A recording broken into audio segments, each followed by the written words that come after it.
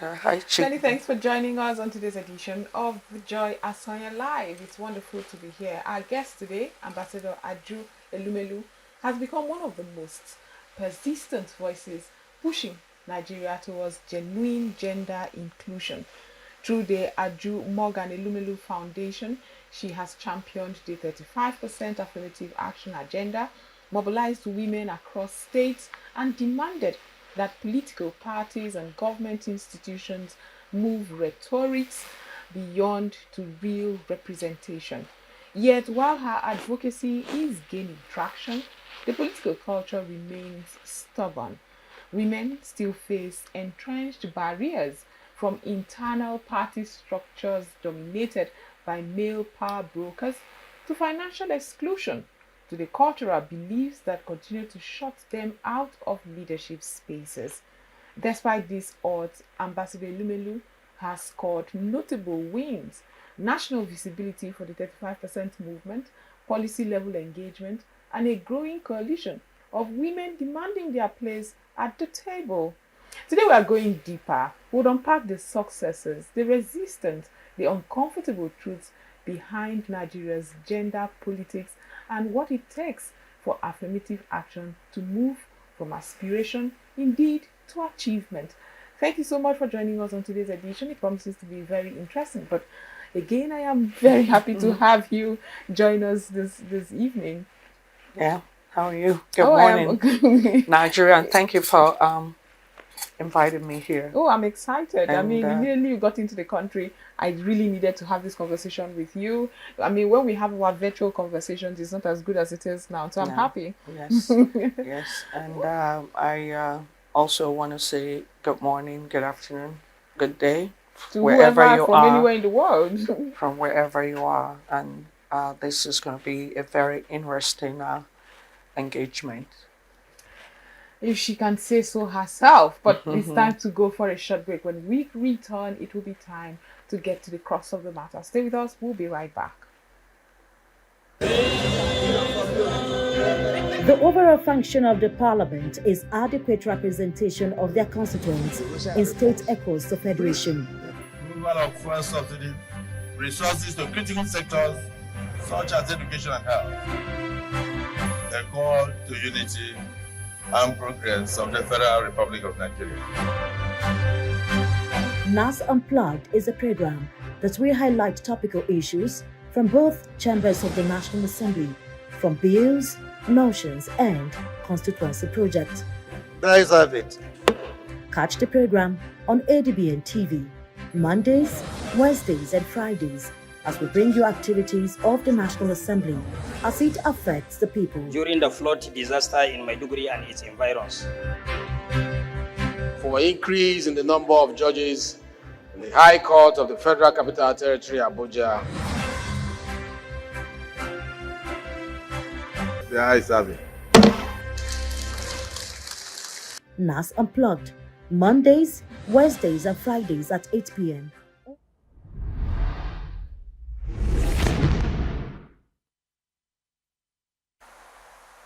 Welcome back to Joy Asanya Live on Masking the Politics of Women's Inclusion in Nigeria with Ambassador Aju Elumelu. Thank you again for being part of the program. Thank you for having me.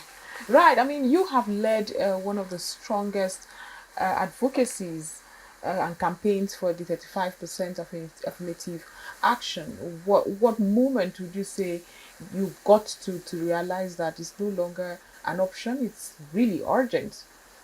Yeah, the dream actually started overseas and within some 2 months span, and at first I actually doubted how far I'm gonna go. Should I or shouldn't I? If you're turning back on something, you're gonna say, "Oh no, I'm not familiar with this environment.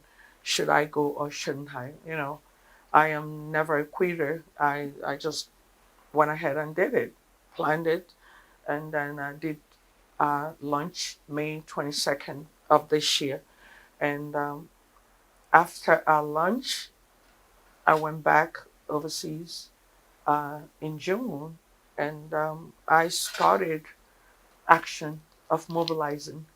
And we've mobilized in the whole state of Lagos. We're there in several states. We just mobilize, and what we're doing is identifying the right women Right. and women that are tenacious, women that have morals, capacity, intelligence, and station them, and then they in turn will get the mobilizers, and then across uh, all the way to grassroots wards and Mm-hmm. all of that. And it's been amazing that women, this cry, it looks like it has been. I must say that Aju Elumelu is not the first.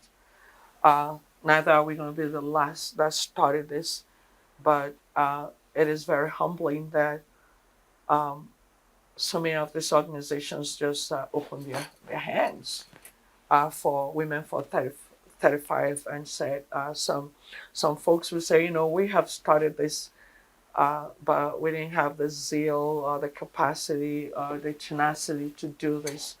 And since we don't have it, we're just going to throw our support for you. So, Mm-hmm. so many women have, soon as you call them, they're the ones pushing. Exactly. Please, I want to do this here. I want to do this Exactly. here. And that makes it better. It's not that, because you think about this. If I were to pay for this, how am I going to do it? How am I going to Right. pay? Not Exactly. even I was going to call names, not even the richest man in Africa will pay for this, because we're talking about women, over 100 million women, Exactly. and they're the ones that we touches across. We're touching the young girls. Mm-hmm. We're touching those that are going to hit 18 very soon. We're touching the students, the youth, and the women already. And we're hoping that with this fight that is going to happen in our generation, especially Right. my generation, Mm. that what we're fighting for, that at least we can reap in this generation. And that's how much we're pushing. So it's kind of like viral. Mm. It's gone viral all over the states. And I'm getting calls, and I'm not resting every day. I'm not resting because I'm answering calls of women that are saying, use me. Exactly. Isn't that amazing? Use me, please. I am this, I am this, I am that.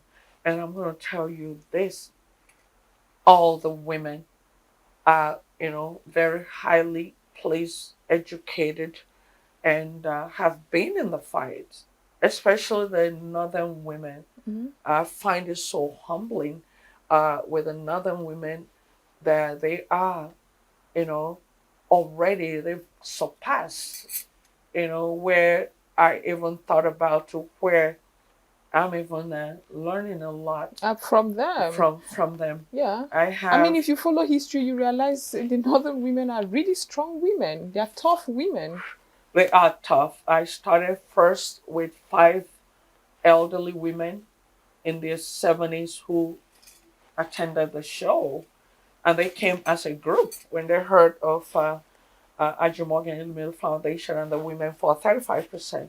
And they spoke at the event. Nice. And from there, it just, snowballed into all kinds of um, women that, because they have fought the fight. Mm. They have been the ones fighting for women, equality, women to at least have some. It looks like in the North, because of the strong culture, everything has been a struggle for the women. And we actually getting a lot from them. We have somebody in uh, Kano State. Um, we're trying to open up in 43 uh, local government. Lagos, 20 local government is already. And you have to understand too that, apart from the process of doing this through the local government, we equally have those that have the mandate Mm. to, we have some people in the medical department, Mm-hmm. in laboratory department, those that are students, what I did, because I know that it's going to be very difficult to pay for this. Very difficult. I know Absolutely. that I Absolutely. cannot pay for this. I can't afford it. I can't even dream to pay for it. Right. So what I did was actively, intentionally look for women that have structures, that have access to women, Right. that are in different So you network organizations, with the network. to network with them, so that just opens up a Right. world of women. Right. And that's what we've been doing. And from May 22nd till now, you will not believe it. We've spread, like wildfire. Right. And young people are beginning to resonate and say, hey, this is what we've been looking for. Yeah. We're having a little bit of hope, in our country, in our country. Absolutely. But this is a country that sometimes um, tries to take inclusion as some charity they are doing for women. So when you walk around that space and you have to tell government and some male folks who are in leadership positions that this is a democratic right of the women to achieve political positions side by side the men. So basically, what do you think the political class, do you think they understand what affirmative action really means? Or uh, like I said, it's charity, they're just helping the women? Because sometimes when you listen to them tell you what they are doing in political parties, the image, you're like, you've just scratched it. In fact, you've not even touched it. And I've not touched it. Exactly. It is it is so painful, coming from where democracy started. It is so painful that I hear that a lot. All I have been a victim of cyberbullying of the worst kind. Wow. I'm going to get into that later.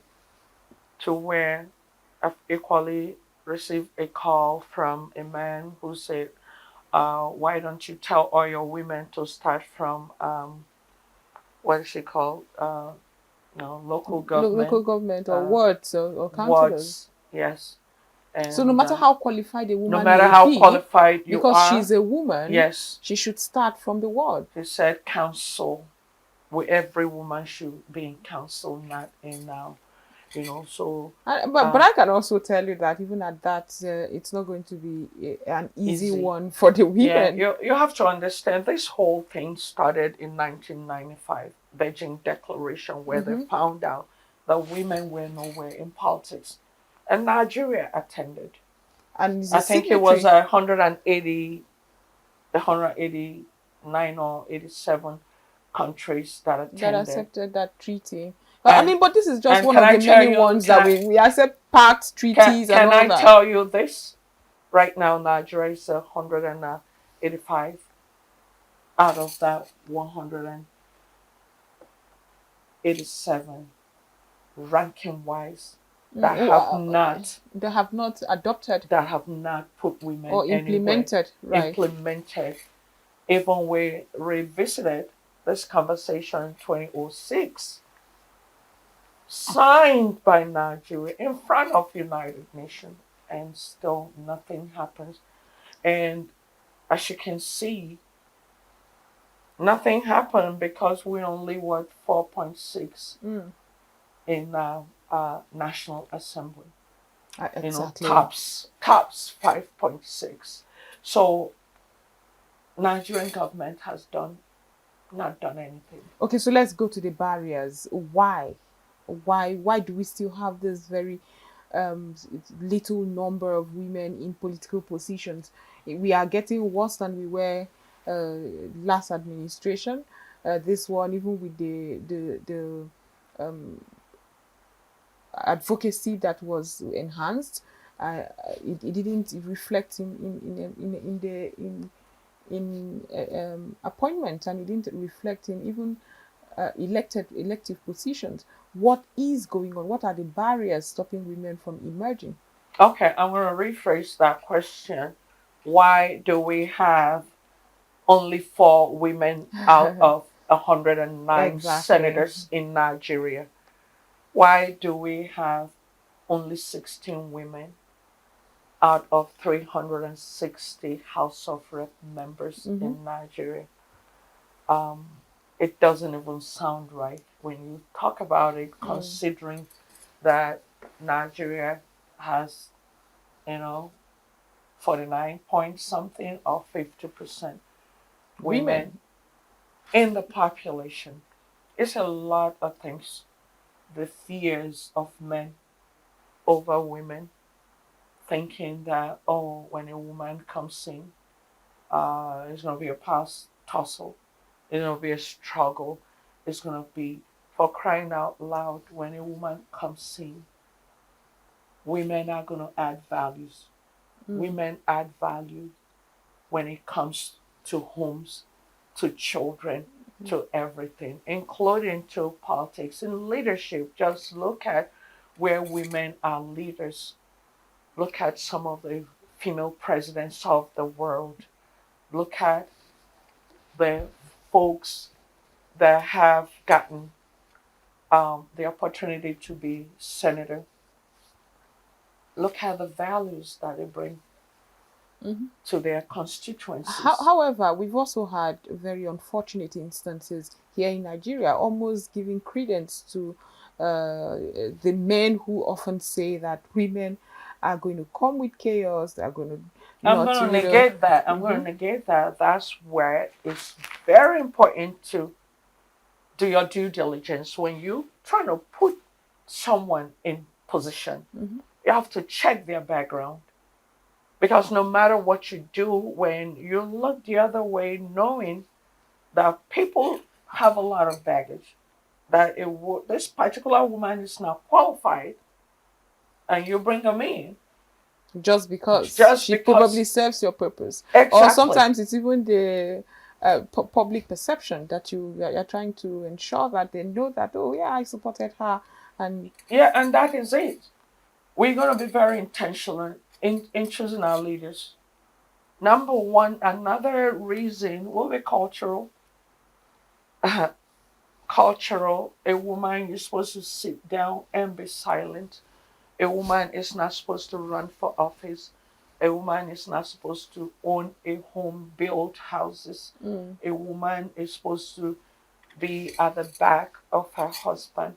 Have you ever thought about if the woman's husband dies, who's going to take care of the children? because You all know, she's known is to be at the back. no, but we were created. Women were created by God, and part of the things that we have to do at the end of our lives, we still have to give accounts to God Absolutely. for what you have done. You're not just going to come and say, I'm a woman and I'm supporting a man. You know, a woman that takes care of children should be well rounded so you can give, value to your children. And that way it can continue. And that is another thing, that cultural background where a woman wins an office. A woman wins an office, you tell that woman, you're gonna sit this one out, sit this out, let this other guy go. Go, yeah. Let him go, and maybe the next time you're gonna now uh, ascend, or you have relatives who face stuff against each other, and the lady comes with a lot of integrity and wins, and then you have a meeting with your village head and tells the woman to come. There's so many women that have brought such stories where they have won and they've been asked to wait. Yes. And that is another thing. Another thing is women in politics. You see a lot of men using women against women. So, Trying. a lot. Sometimes we hear this saying that women do not support women. So, They what don't. what you are saying is often it is the men who are even Yes, pushing. it's the men that push them, Right. offer them all kinds of stuff, and then push away a woman that you know is going to bring value to a community, to the village, to your constituency. You push them out. So, or out of jealousy, you know she has the capability of changing the lives of your own children. And because you're jealous of this woman, you say, "Oh, if I can't get there, Nobody. no woman can get there." Yeah. You know, so those are the type of things that we're trying to break down in the grassroots and tell women, no, that time is over. You know, that time is over. We cannot. Another reason is that we don't have money. Okay. Women don't have money. Well, I like where this conversation has gone Yeah. to. Yeah. Women do not have We don't money. have penny, we don't have money, and the man can come like this and identify a man who has everything and say, "Hey, I'm still gonna support you." I want to sponsor your political." You know what? It's really time to go for a short break. Believe it or Okay. not, we've gone half hour into this conversation. Get out of here. Are you serious? Yes. So we'll Mm-hmm. go for a very short break. When we come back, we will continue from where she stopped. Women do not have money. So what's next? We don't have money. We don't have money. We'll be right back to discuss more. Stay with us. This is still Joy in Your Life. Step into the heartbeat of the world where news meets real talk.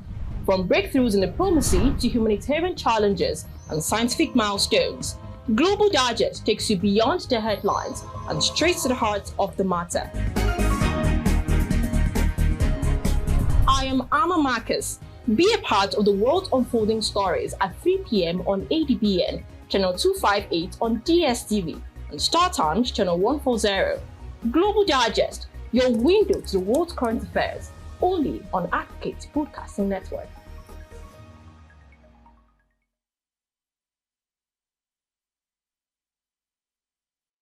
Okay, welcome back from that break. If you're just joining us, this is Joy Live, and we've been discussing unmasking the politics of women's inclusion in Nigeria with Ambassador Aju Elumelu. We've been discussing what women really need, how she and how her foundation rather has been doing so much in mobilizing these women. But we've gotten the conversation to now what? We have women who are interested in political participation, who are interested in also pushing beside her, side by side, the 35% affirmative action. Now what? We got to where you said that women do not have money. We don't have money. Is that particularly true? When you look at it is when you look true. at women and their wigs and their expensive jewelries and all of that. No, it's still boils down to either their husbands or their brothers or someone. If you really look at this, the men sponsor men. We don't have women, in the higher cadre already that would say, "Oh, you are smart. I'm gonna sponsor you." Well, I not to cut you, but is it also true? What would you say about when I heard young women? It went viral a couple of weeks back when women said, I mean, when you meet a man to say, I want to start a business, I want you to enhance what I'm doing, I want support in my career choice or career path, they are not as willing to support as when you say, I want to go on a vacation or I want to change my wardrobe. Right. Everything but... Because of that dependency. Right. So the women are known to, in this part of the world anyway, to, it's more acceptable for a woman to depend on men for trivial issues. Yeah, for trivial issue, personal issues. So I want to. If a woman wants to go for elections, why wouldn't the man say, you know what? I have seen your capacity. I think you're intelligent. I think you have what it takes to run and lead a community, a constituency, or whatever, and I will support you. Why not? It's just that control thing again. I'm gonna say. And then all the totality of what we talked about, the cultural, the religious, and it's right embedded in the head. Whoa. And you know what gets me? What really gets me is we're practicing democracy. And we got this from somewhere. Mm-hmm. And then you cannot pick and choose. You really cannot pick and choose. If you want to do democracy, then you have to involve women. Exactly. Because that's democracy. It's inclusive. Yeah, it's go to America government. and you see women. Like Jasmine Crockett, like MJ, Majari, Taylor. and they're doing massive stuff. Right. They You stand know? for what they believe in, They and they stand stand for up what? fearless. Yes, and like I said, I'm going to go back to that money thing. I'm going to talk to folks, women, and everybody in the office, in the high ups. I'm sure a lot of them have girls. They have girls as kids. They are married to women. Can you imagine raising your kids, sending them to America, and they cannot live to their fullest potential When they return. when they return because women, they have a cap to where they're going to ascend in this country. You can do everything. 35% is talking about everything. Political, elective positions, appointed positions, companies in Nigeria. Exactly. Both public, private companies, and all of that. That's where this 35% is pushing. So that you put women in leadership position. How can you have, 109 folks, and you can't see every time I watch events in the National Assembly? I promise you, I have only seen woman only one time. I don't see the women. They're overwhelmed. It's only natural. I mean, when you have such a limited number of No, I'm women not even occupying saying that I don't seat. see them. I don't hear their voices. I don't see them sit down. And this is a country where we, it's not about pushing it. Oh, it's women rights and women rights. And no, it's not about that. It's about our country. It's about the fact that if women are not involved in building this country, I don't care what anybody says, nothing It's is going to going to come move. out. Exactly. But we also have religious and traditional beliefs Yes, that I'm coming stifle. to that. Yeah. Religious and traditional belief that women, you have to be seen and all of that. But check out the places where women are. Their constituents are reaping the benefits. They're reaping the benefits, the religious belief, all those beliefs. Because at the end of the day, when there is more for people, there's democratic benefits to people. They forget who's at the helm of affairs. Yes, it doesn't matter again if it's a woman or man. It doesn't really matter. It doesn't really matter. The point is that Nigeria has to be okay, and for Nigeria to be okay, women have to get involved because we're the half missing. Exactly. And once the women's perspective is missing, there's always a problem. And that is why people who are agitating for women, they're not just doing that because of the color or because you're pretty or want to be seen. Yes, because something is missing in our society. So what are you doing? I mean, the Aju Elumelu Foundation, what are you doing to, ensure that these traditional and cultural beliefs do not stifle political ambition of women? And that's why we're trying to decompress this whole thing. We're trying to decompress it and say, you know what, women, you're going to have to put your chins up, raise your head, and work on yourself. Right. Number one thing is educating them that they are somebody. Even when you approach a woman, you hey, yeah, oh, it's men, So we need to tell women that upon all the education, even the ones in the grassroots, because things are going down right now. Folks are dying like crazy. Young people are dying, So women need to get up and do their job, and help build Nigeria. And that's what we're trying to, let them know that they can do it, and they can. So every woman in every ward constituency, identify that lady who you think needs that support. Yes, that's the coordinators who you think is honest. Because if a woman is not honest, you put them in position, they'll be very dishonest. And there's Absolutely. nothing as bad as a woman that is dishonest. Absolutely. If you're dishonest, what are you training? What are you teaching your children Absolutely. that are going to translate into adulthood? So we need those intelligent, capacity, character, women with morals. You know, your one is one, your no is no. And then when you do ascend into that office, you better take care of your constituents. You better build things for them. You know, I was shocked when I went to my village. The last time my father died was, like 20 years ago. Everything is even worse when I saw it.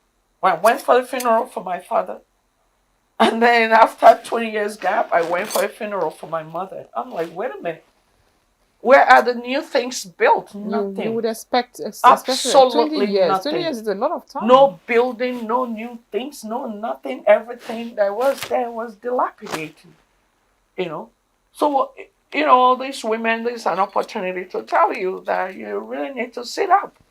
Women, whenever you have this opportunity, you have to make sure that the young girls that are trooping to us, the students, the young girls, those trying to hit 18 right now, should just sit up and change. This is a time for change in our country. Okay, so let's address the criticism. Some people believe that, and argue also, that the 35% affirmative demand is unrealistic in a political system that gives what, say, 7% opportunities to women.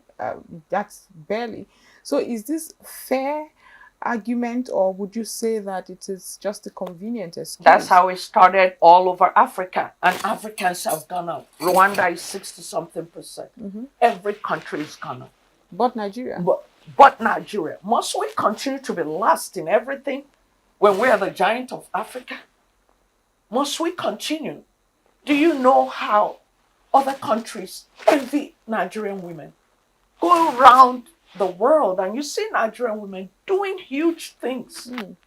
I'm not going to name names right now. Oh, you for can. want I of mean, time. we have Okonjo Wallace is there. exactly. We have several women. Go who and have, see female physicians, female professors, female everything in America. And some people will say, hey, Nigerian women. We are the envy of Africa. but in Nigeria. But in Nigeria, yet Nigerian women are, cannot even. Someone like me, are you saying that I'll come from America after everything that I am as a human being, all the efforts my parents did for me, and all the things that I put in myself to train myself? I come to my country, Nigeria. I cannot sit at the table with the senators. I don't understand that. Just because you're a woman. Just because I am a woman, where I have raised myself, really did a lot in my life. Sometimes with accolades way more than the men. Okay, but let's get to political parties, because that's the bane of even some channel that would ensure political participation for women. We've had, I call it lip service, commitments that do not go beyond the cameras. We are going to ensure that in our primaries we will not sideline women. We will give them all the support, political party support necessary. And yet, it's not, anyway, from your experience and watching people, you work with a lot of women, especially those who want to emerge as leaders in whatever. What's your experience like? What is it? Is it a problem with the law, the system? You see, they're broken. Or just a political will? These women are so broken. Nigerian women are broken. They have their ends with. When a woman is broken, when you tell a woman, oh, I've identified something. Oh, no, I don't have money. That's the first thing that comes out. There's got to be a way the political parties will give women tickets. Right. We don't have the money. I know of a political party that did it the last time, gave women a ticket. We need that ticket to run. We don't have money to buy forms. That's what everybody says. No money to buy pumps, nothing. So I don't know how we're going to start with this 2027. I am, truly appealing that the political parties just, things are changing. The world is But if changing. you have to, highlight those things that has to change, especially from the political party level, what would you want to see from political parties to in further supporting women? To raise women, field women, all your women, your grassroots and all of that is a national that will say, hey, bring the list of women that are very good, very strong. And the era of this, what's that called, nepotism, it shouldn't even be. Because if you don't get the qualified woman, then that means there's going to be a gap when it gets to a constituency. If you don't get a truthful woman, woman of capacity, woman with good character, that's what the political uh, um, parties need to be striving for right now. I mean, With capable women, absolutely. that will go there and do something and work for the constituent and take care and build things. With constituency projects, money, you apply it to the project. I don't understand it. Why would anybody, senators, House of Rep, you already getting allowance for clothes, you getting all your salary. No one should be pocketing that constituency money. It's for the constituency Right. to raise the lives of people in the villages and of your constituents. So the parties have a lot to do. So By making the right choice and right. fielding them, then we can vote, on them. When you hear certain individuals, sometimes politically exposed, tell you, "Oh, okay, she only emerged because she has a godfather, not because it's out of merit." What do you say about that, and what does it do to your advocacy for women in political positions? You see, I don't care in that regard. I would rather a man with capacity take that position Right. than for a woman to be taken, a woman who has no capacity. And that is what we're doing for Aju Elumelu Foundation with Women for 35%. We're trying to find those women. And guess what? We're going to do it ourselves. And I tell all my coordinators, please, I don't want your brothers, your sisters, your this. I don't do that. Find the women with capacity so that I will be the one going from political parties to political parties saying, please, can you fill this woman? And that's one thing with Aju Morgan, Women for 35. We're not, we're apolitical. If it's APC, we'll go to APC. People see these women, help our women. If it's PDP, if it's that, and then we will all try and pull that woman in and vote for them. And then we just want to tell those women to vote for your fellow women. Exactly. That's why we're trying to find the right women, the right women, the right women. I keep saying that. So when we have that right women, we want women to vote for them, so they can take care of our children, social welfare. Women are known for that, looking into the health aspect of our constituents, the schooling of our children, their feeding, their everything. Right. We need that touch, and that's what I'm trying to tell, our lawmakers to help us with policies for these women for 35. We need that policy, that across board, across board. I mean, you have interacted across board from lawmakers to political parties, grassroots groups, and women groups, and all of that. Which one would you say gives you the most pushbacks for the 35% affirmative action? The most pushbacks are those in office. The women don't want more women to come in. That's crazy. That is crazy. They want to be the only ones, in office. But the time is right now. Things changes in the way. these women in offices should be the ones bringing in, Absolutely. struggling to bring women into offices, because you have become a pace setter. You have opened the doors, you know, opened the doors. And whenever I want to speak to such women, they don't give me the time of the day. And believe it or not, the men are ready. The men in different constituencies are saying, oh my goodness, we are tired. Nothing was done in this constituency. Nothing was done.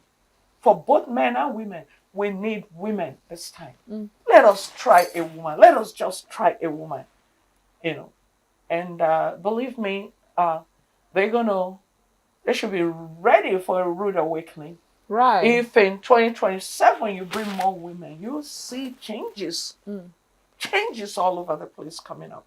Give me a vision of, when you think about a political ecosystem where 35% affirmative action is a reality rather than a demand, what do you see? How do you see Nigeria thriving? What would change? Green, it means water. Nigeria will be like a country that is, by the waterside, water, sunlight, Blossoming, and right. blossoming. Right. Everything is going to be there. Because women are going to be challenged. They're not going to be challenged because, there are a few folks that have set good example. And right now you have to surpass that example. So it's not competition with men. And that's one thing that we have to realize. We're not competing with men. Even men, really, some men want women to come in. I know a senator said to me, hey, Aju, I'm rooting for you. I keep telling them, Aju is my girl. Please, open the doors for the women. Even the men are tired. Some of these men have children and they know that the sooner this starts, the better. Right. So we're not coming there to fight. It's not coming to fight. Fight who? We got a responsibility of nation building. So that it's not about fight. It's about adding value to our country.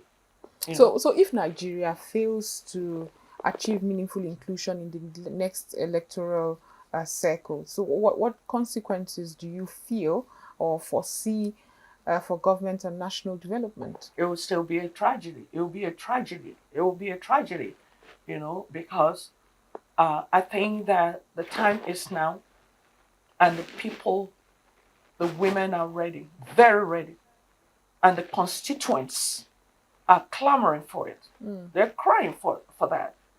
And Nigeria will still be backward. Folks, we can't even raise our heads up high when we go to different nations and they realize that you don't even have women in your National Assembly. That's a disgrace. Serious disgrace.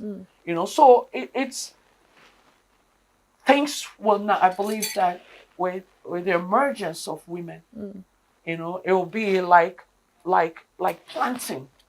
It will be like a farm that you've planted on. Right. Things are going to start, development is going to start springing up in every, even in the grassroots. You push for these things really passionately, and I see you mobilize. I've followed your work in mobilizing women, talking to women, organizing events, and organizing talks and all of that. You keep pounding on the right women. Aren't you the right women? Are you going to run come 2027 so that young people have a mentor right here to follow? And when a woman emerges, a lot of young women have hope. Won't you be the hope for young women come 2027? There's nothing I've ever done without my Lord Almighty.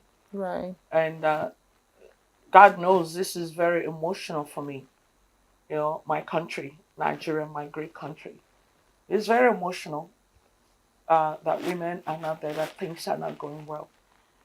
And everywhere I go, folks ask me, even in the north, they want me to come run in the north. I'm like, I'm not from there. You know, so I have several states. Oh, why don't you run here? Why don't you run here? And I'm not gonna lie. I get calls every day from my people. My people, where I come from, that I don't even know. I never even thought that they knew me or who I am. But your work, of course, precedes you. You know, so they calling me every time and saying that it is time, that they want with a woman, that they want a woman, and that they've seen my work. They've seen what I can do. You know, but guess what? I don't know. Because you remember, women for 35% is what I'm trying. It's like a baby right now that I'm trying to raise. You know, I know there's leadership by example. That means, okay, put your money where your mouth is. Right. Or you're talking about women doing this, you have this, go and run. You know, so I'm going to engage first. I'm going to think about it. I want to engage with my folks. I'm going to talk to folks, you know, and see if it is the right thing to do at this time moment, right, of my life, you know. You know, but the pressure is on, especially from my people. Right. So I don't know. That's exciting to know. I'll keep my fingers crossed. It would be nice to have someone who, you know, has this wealth of experience and the foresight to eventually emerge. And you know what that's gonna cost me? That's what you know what that's gonna cost me. Is it financial? Oh, cost, financial. That's one thing. Where do I have the money? Where do I have the money to run? Have you thought about that? Don't you have the money to No, run? I don't have the money. There's If billions in Nigeria. I mean billion. If you say you do not have the money, think about the woman who just sees the problem around her society, around her community, and decide, you know what, I have the blueprint to solve this problem. I do. How do I do it? Yeah. If you complain, you who has the network, in a country where everybody is hungry, everyone is hungry, so there can be manipulations. Absolutely. You know, there can be manipulations, and that's the problem. But you know, we're teaching our women that if you take money and you take rapper this year, you better be ready to be hungry for 4 more years. Exactly. And that's another thing I would like us to address right away. Inducement, financial inducement that often happens before and during elections. And then I also hear that after election you win, somebody will now give money for someone to change this. You know, it is I've never seen anything like this. You know, so we're teaching our women up to the grassroots. We're teaching them the time for taking money from politicians is over. Politicians, because rather. You're shooting yourself in the foot. You know, the greatest thing a politician can do for you is change your life. Change your children's lives. Open things for your children. Allow your children to get to that level, to their potential. Absolutely. You know, so, and that is a thing, not having, you know, like, you know, someone coming from overseas. Where the heck am I going to get the money from? But you said it.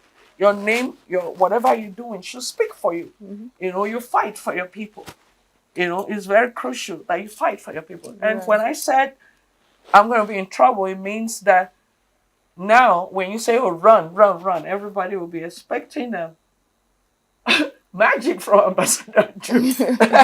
You know, they say, oh, okay, she's going to give us heaven in the grassroots. But no, whatever it takes. See, I don't take on anything I will not do well. And that is it. That is it. I am a giver. You know, I will not. I'm a giver, very simple human beings. I don't need house or cars or whatever to define me. Absolutely. I have the heart of God, of Christ. I don't want my people to suffer. So now, if I decide to take this on, it's like I just give my entire life for it, you know, to make sure that my people are okay. Absolutely. That's just, it's going to be another challenge, you know, a huge one, you know, with the woman for 35 I'm carrying, you know, but God is in control. That's true. Of everything that I do. Yeah.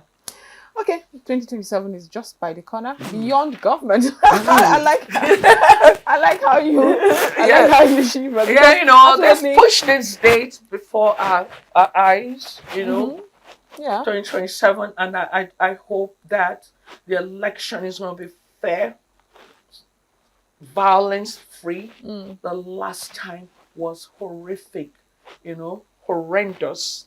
It was Right. horrible. I have never. And then after I left Ooh, Nigeria, you found I the last time oh horrific. my You should have seen goodness. 2019 then. 2019 was bad. Really? Anyway, let's go to what you beyond government. Election day is drawing really near.